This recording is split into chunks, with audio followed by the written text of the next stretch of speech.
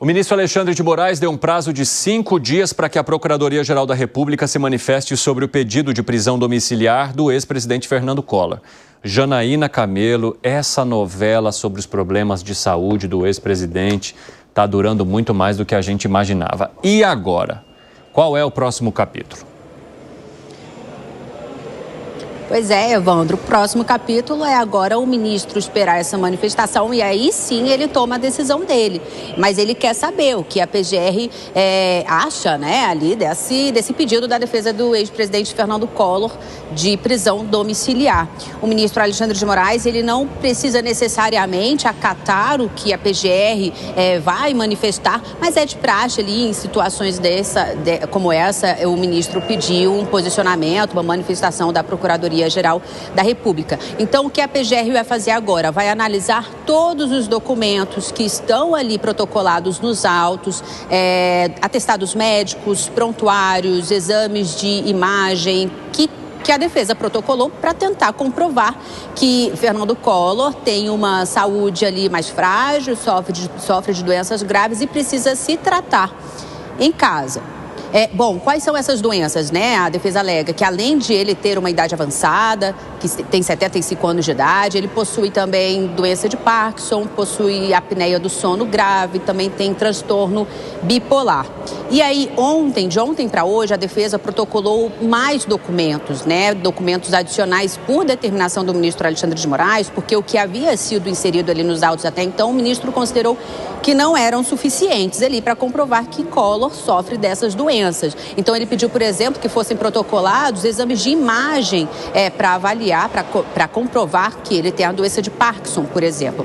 A defesa do ex-presidente Fernando Collor disse que todas as determinações do ministro quanto a isso foram atendidas. Então, agora segue para a PGR analisar esses exames também, todos esses documentos e ele dar o seu posicionamento.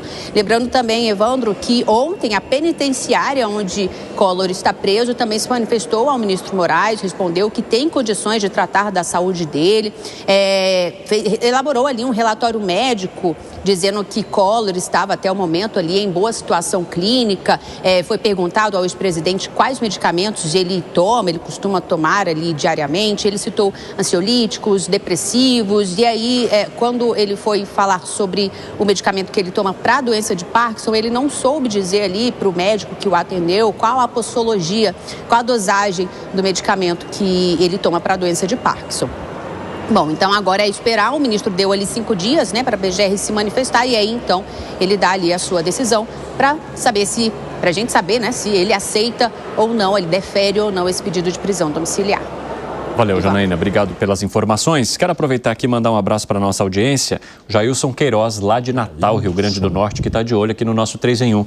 Obrigado pela companhia em todo o Nordeste aí do país. Falando sobre Procuradoria-Geral da República e a manifestação que vai acontecer agora, José Maria Trindade, diante desse vai e vem envolvendo os laudos médicos do ex-presidente Fernando Collor de Mello, você acredita na possibilidade dele conseguir essa prisão domiciliar que tem sido, digamos, tentada aí pela defesa do ex-presidente há um tempo já, junto ao ministro Alexandre de Moraes? É possível, sim. É um ex-presidente da República, né, que tem, inclusive, pessoas simpáticas do Supremo Tribunal Federal. Lembrando que o Supremo se dividiu quanto à prisão dele, né? Isso é a última da última instância, essa prisão, já está condenado há bastante tempo. O que eu acho um lugar comum é essa história que o Segré falou aqui, de que antes era deputado, não tinha doença, né? Agora que a prisão foi decretada, aparecem várias doenças. Eu me lembro, Segré, do ex-presidente do Supremo Tribunal Federal, Joaquim Barbosa, quando José Genuíno foi preso, aí pediram para relaxar, né, a prisão para a prisão domiciliar, porque ele estava muito deprimido na prisão. Aí Joaquim Barbosa deu um despacho negando e dizendo o seguinte: olha, a prisão é para isso mesmo, é para ficar deprimido, é para ficar triste, não é para ficar alegre, não. Enfim, prisão é prisão. Eu, particularmente, acho que deveria ter uma multa muito maior. Ele foi multado em 20 milhões de reais. Acho que deveria ser muito mais para justificar aí a possibilidade dele ir para a prisão domiciliar. Ele não oferece riscos à sociedade, que eu acho um ponto fundamental para uma prisão. Acho até que quem oferece riscos para a sociedade deve ser preso até antes da condenação. O juiz olhar e avaliar, olha, oferece risco para a sociedade. Eu acho que esse deveria ser o critério primeiro para a prisão, né? Mas, de qualquer maneira, trata-se de um ex-presidente da República, né? Então, é claro que o tratamento é diferenciado. Concorda com o Zé, Segré? Não pelo fato de ser ex-presidente da República. Se é corrupto, para mim é corrupto. Não interessa o cargo que ocupou, aonde que estava, se ele se sente deprimido. O problema dele, deveria ter pensado nisso quando fez os atos de corrupção. Concordo com Zé Maria na questão da multa. Ele foi acusado de roubar ou de levar, sei lá, não sei como falar, porque não tem trânsito em julgado, então tem que ser cuidadoso de como a gente fala. Já tem. É verdade? Já tem. Então tá, então é ladrão. Pronto, aí dá para falar que é ladrão. Mas foram 20 milhões de reais em 2014, Evandro. Eu fiz a conta, peguei o simulador de inflação do Banco Central, coloquei junho de 2014 para ter um promédio, 20 milhões de reais, imaginando por um momento. E isso aqui não pretende ser uma escola para corrupto, não, hein? Estou apenas fazendo uma conta. 20 milhões de reais, aplicou no CDB. Deixou aí o dinheiro e falou, eu vou deixar aí pelas dúvidas, alguém me peça. Agora pedem a devolução dos 20 milhões de reais. Sabe a audiência quanto esse valor representaria hoje se o Collor em 2014 guardou no CDB para deixar aí tranquilinho? 43.529.880 reais. Aí então devolve os 20, fica com 23 milhões, pede a domiciliar, e qual é a penalidade que ele deu? Eu não concordo em que, se não oferece nenhum risco à sociedade, o corrupto colocou a sociedade em risco quando tirou esse dinheiro que era da sociedade para levar para ele. E esse valor não foi transformado em esgoto, em educação, em melhoras para um hospital. Então, ele ofereceu risco à sociedade, sim, e deve ir preso. Eu me sentiria muito frustrado se um corrupto vai desfrutar, porque, além disso, a casa do Collor de Mello não deve ser uma casa simplesinha, não deve ser quarto e sala. Não, ele deve conseguir andar com os carros dele no redor do jardim, provavelmente. Então, não, tem que ter penalidade, senão continuamos insistindo na mesma.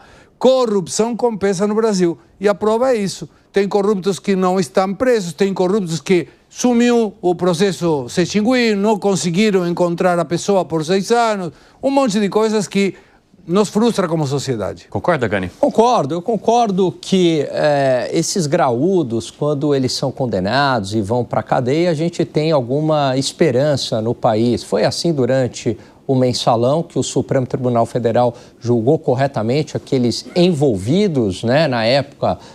Fazia parte Joaquim Barbosa, o ministro Gilmar Mendes, Ellen Grace, entre tantos outros, né? Depois, durante a Operação Lava Jato, a gente também teve ali um sopro de esperança, com políticos e empresários sendo condenados, e agora com o ex-presidente Fernando Collor de Mello, condenado também por corrupção.